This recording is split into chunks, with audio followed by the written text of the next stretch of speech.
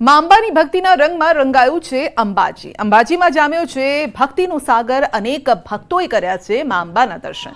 ચાચર ચોકમાં ગરબે ઘૂમી ભક્તિ કરી છે. 23 વર્ષથી રાજકોટથી આવે છે એક સંઘ અને માં અંબાના ચાચર ચોકમાં ગરબાની રમઝટ બોલાવી છે.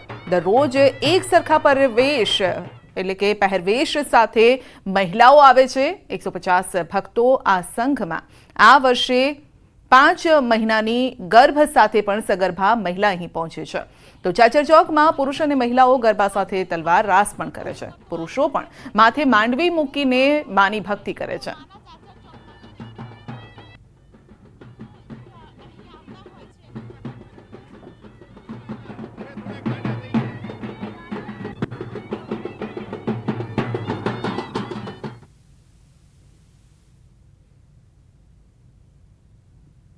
ભાદરવી પૂનમના મેળામાં મહામેળામાં અનેક લોકો આવે છે, અનેક શ્રદ્ધાળુઓ આવે છે, પરંતુ આપ જોઈ રહ્યા છો રાજકોટના આ સંઘ કે જે અલગ અંદાજથી આવે છે, એક સરખા પરિવેશ સાથે ખાસ કરીને માની ભક્તિ કરતો આ સંઘ છે તે ખાસ કરીને તમામ બહેનો છે તેઓ માના ચાચર ચોકમાં ગરબા રમે છે અને વર્ષોથી ખાસ કરીને આ બહેનો સાથે પુરુષો પણ ચાચર ચોકમાં ગરબા રમતા જોવા મળે છે. અંદાજે 33 વર્ષની સાથે તમામ લોકો છે તેઓ અહીં આવતા હોય છે અને માની ભક્તિ કરતા હોય છે. ભજન ભોજન અને ભક્તિનો આ સંગમ છે કે જ્યાં તમામ લોકો જોડાતા હોય છે. અવિરત થયેલો આ સંગમ કે જેમાં તમામ લોકો છે તે ખાસ માથે માંડવી લઈને આવતા હોય છે. અહીં મહિલાઓ તલવાર રાસ કરતી પણ જોવા મળે છે, પરંતુ આપ અત્યારે પણ જુઓ જે રીતે મહિલાઓનો જે ઉત્સાહ જોવા મળે છે, જે થનગનાટ જોવા મળે છે માના ચાચર ચોકમાં, આ મહિલાઓનો જે થનગનાટ છે તે જોવા મળી રહ્યો છે. જે વર્ષોથી નાની મોટી તમામ બહેનો એક જ પ્રકારે માથે ઓઢણી લઈને માતાજીની સાડી પહેરીને ખાસ કરીને એક જ સરખી સાડીમાં માતાજીની ભક્તિ કરતી જોવા મળે છે. બેન, ક્યારે નીકળ્યા હતા અને આજે પહોંચી ચૂક્યા છો? કેટલો ઉત્સાહ બેવડાવે છે? અમારા આજે 14મો દિવસ છે. બહુ જ બધા નાચી કૂદીને બધા આવી છીએ. થાક નથી લાગતો? 14 દિવસથી આવ્યા છો. જરાય ખબર જ નથી પડી ગમે કેમ. અને વાત કરીશું બેફામ નબીરાઓની.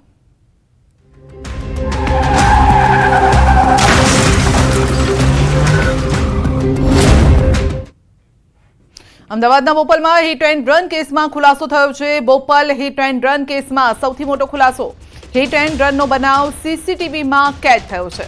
બોપલ હિટ એન્ડ રન કેસના સીસીટીવી સામે આવ્યા છે. ન્યૂઝ 18 પર કેવી રીતે બન્યો હતો આ બનાવ તે પણ આપ જોઈ શકો છો. સીસીટીવીના આ દ્રશ્યો સામે આવ્યા છે જેમાં પૂરપાટ ઝડપે એક કાર જઈ રહી છે. આસપાસ કેટલાક વાહનો પણ જઈ રહ્યા છે અને જેવો જ અકસ્માત થાય છે તમામ લોકો ત્યાં જ ઊભા રહી જાય છે. તો અકસ્માતના આ દ્રશ્યો સામે આવ્યા છે. CCTV footage. વધુ અપડેટ મેળવીશું સંવાદદાતા નવીન પાસેથી. જી નવીન, બોપલ અકસ્માતના સીસીટીવી સામે આવ્યા છે. કેસની અંદર 2 અપડેટ સામે આવ્યા છે. એક અપડેટ તો છે કે તેના પિતા જે છે નબીરાના મિલાપ શાહ, તેની સામે પણ કાર્યવાહી કરવાના આદેશ જે છે ઉપરથી આપી દેવામાં આવ્યા છે એસપી દ્વારા, અને તેની સામે પણ ગુનો દાખલ કરવામાં આવશે. કારણ કે ન્યૂઝ 18 પણ જણાવ્યું હતું કે કઈ રીતે સગીર જે વ્યક્તિ બાળક હોય અથવા કિશોર હોય તો તેના માતા પિતા જ જવાબદાર હોય છે અને તેની સામે જ ગુનો દાખલ કરે છે. સાથોસાથ જે બીજા સીસીટીવી સામે અત્યાર સુધી સીસીટીવીમાં જે નબીરા છે તે જે ફૂલ સ્પીડમાં જે ગાડી ચલાવી રહ્યો હતો, પરંતુ હવે નવા જે સીસીટીવી સામે આવ્યા છે તેમાં સ્પષ્ટ રીતે દેખાઈ આવે છે કે કઈ રીતે તે સિક્યુરિટી ગાર્ડ જે રોડ ક્રોસ કરી રહ્યો હતો તેને ટક્કર મારી છે અને ત્યાંથી ફરાર થઈ જાય છે. ક્યાંક ને ક્યાંક જે સોબો સેન્ટરથી અને જે આખો જે રોડ છે તે ત્યાં આ પ્રકારના દ્રશ્યો રાતે જોવા મળતા હોય છે. જે બાઇક રેસર્સ હોય છે એ પણ આ પ્રકારે વાહનો ચલાવતા હોય છે અને આ સ્પષ્ટ દેખાઈ આવે છે કે કેટલી સ્પીડમાં તે એક જે નોર્મલ રોડ છે જે લોકોને અવરજવર માટે ત્યાં નબીરા જે છે તે ગાડી ચલાવી રહ્યો છે. તો હવે મિલાપ શાહ સામે પણ કાર્યવાહી થશે અને થવી જ જોઈએ, કારણ કે આ પ્રકારના દ્રશ્યો જે છે તે ખૂબ જ ગંભીર છે અને આવા નબીરાના માતા પિતાને પણ ખરેખર ચેતવણીરૂપ કિસ્સો છે કે આ પ્રકારે પોતાના જે નાના બાળકો જે માઇનોર છે તે લોકોને વાહનો ના આપવા જોઈએ. જી, અત્યાર સુધી પોલીસની કાર્યવાહી ક્યાં પહોંચી છે?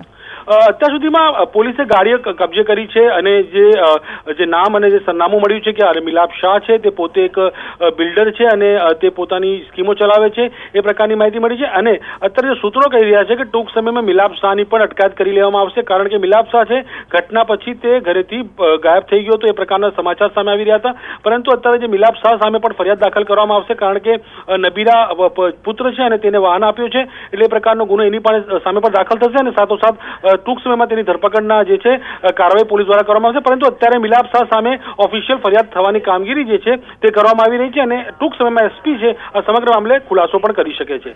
જી, કારણ કે સારવાર દરમિયાન જ આનું મોત થયું છે સિક્યુરિટી ગાર્ડનું, એટલે કલમો પણ એ રીતે જ ઉમેરવામાં આવશે. નવીન, બિલકુલ સંધ્યા, આમાં એવું છે કે સગીર છે એટલે સગીર સામે તો કાયદાના સંઘર્ષમાં તેને રાખીને અને માતા પિતા સામે પૂછપરછ કરીને તેને કદાચ જામીન મળી શકે છે, કારણ કે જે આ ગુનો છે BNS જે એટલે ભારતીય ન્યાય સંહિતા પ્રમાણે જે નવો કાયદો છે તેમાં પણ આ જે ઘટના છે જામીન પાત્ર છે. પરંતુ ગંભીર બાબત એ છે કે આ પ્રકારના નબીરાને વાહન કેમ આપ્યું, તો જે મિલાપ શાહ છે તેનો ડ્રાઇવિંગ લાયસન્સ સુધી રદ થઈ શકે છે, તેની સામે ધરપકડ થઈ શકે છે, તેની સામે અન્ય કડક કાયદો અને કાર્યવાહી થઈ શકે છે, કારણ કે તે જ મોટો જવાબદાર છે કે તેને પોતાના નબીર પુત્રને અને તેને વાહન કઈ રીતે આપ્યું, કારણ કે આ પ્રકારે લાયસન્સ પણ એની પાસે હશે નહીં, કારણ કે તે સગીર છે. તો ક્યાંક ને ક્યાંક જેટલો જવાબદાર, સૌથી વધારે જવાબદાર તેના પિતા જ છે અને તેના કારણે જ જે કે સગીર છે તેની સામે તો માત્ર કાયદાના સંઘર્ષના જે અલગ અલગ જે કાયદો હોય છે એ પ્રમાણે કાર્યવાહી થશે, પરંતુ તેના પિતા સામે કડકથી કડક કાર્યવાહી થવાના જે એંધાણ લાગી રહ્યા છે. નવીન, કારણ કે અમદાવાદમાં જ આ પ્રકારની પહેલા પણ ઘટનાઓ બની ચૂકી છે જેમાં જે પેરેન્ટ્સ છે તેના ઉપર જ એક્શન પણ લેવાયું છે અને તેમ છતાં આ પેરેન્ટ્સ જે છે તે સમજતા નથી. આપનો આભાર અમારી સાથે જોડાવા બદલ. તો ફરી એક આ પ્રકારની ઘટના સામે આવી છે જેમાં માતા પિતા જાણે કે ગુનેગાર હોય તે પ્રકારની આ ઘટના છે તે કહી શકાય. બુલેટિનમાં અત્યારે બસ આટલું જ. રજા આપશો. નમસ્કાર.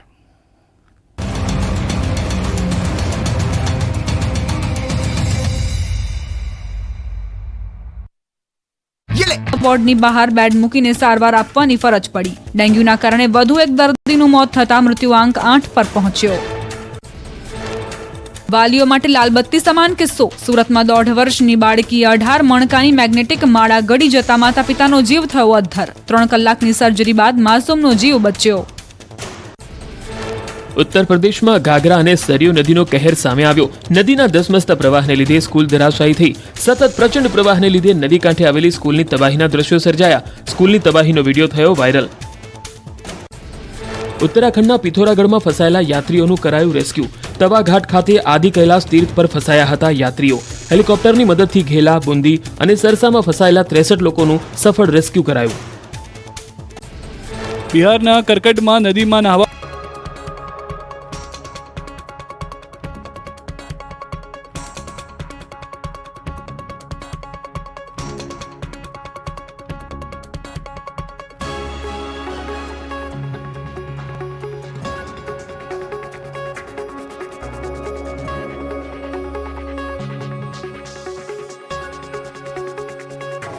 રેસ્ક્યુ કરાયું. એકાએક નદીમાં પાણીનો પ્રવાહ વધતા 11 જેટલા લોકો અટવાયા હતા. SDRF અને NDRFની ટીમે સ્થળ પર પહોંચી તમામ 11 લોકોનું રેસ્ક્યુ કર્યું.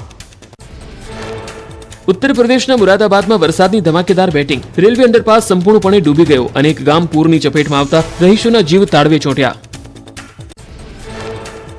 લોકોના ઘરોમાં પાણી ભરાઈ જતા ઘરવખરી પલળી. ભોજન બનાવવામાં પણ લોકોને પારાવાર હાલાકી. ગામના પાદરો, ખેતરો બધું જ પાણીમાં તરબોળ.